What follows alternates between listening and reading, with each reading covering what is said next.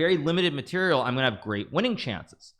So here Magnus takes, I take with the pawn, of course. He goes bishop d4, and now I go rook b3. Now here rook a8 does not work, so I can play bishop to f3, and after rook to a7 I can play, there are a couple options, but probably one of the simplest is to go rook h2, laterally guarding the pawn on a2 with this rook on the edge, and I'm simply up 2 pawns, and I'm gonna have great winning chances.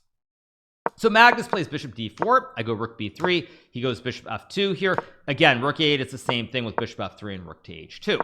Bishop f2 is played, and now I go d4, giving up this pawn because it's worth noting right now all these pawns are on the same color as the dark square bishop, and so I could very easily lose all of these pawns. So I play d4 to guard the g3 pawn here, and now Magnus plays this very unusual move, rook d takes d4. Now at this point Magnus was getting a little bit low on time, and he wanted to try and simplify. However, this is a mistake. Now whether it's a mistake that loses the game is up for debate. Someone will have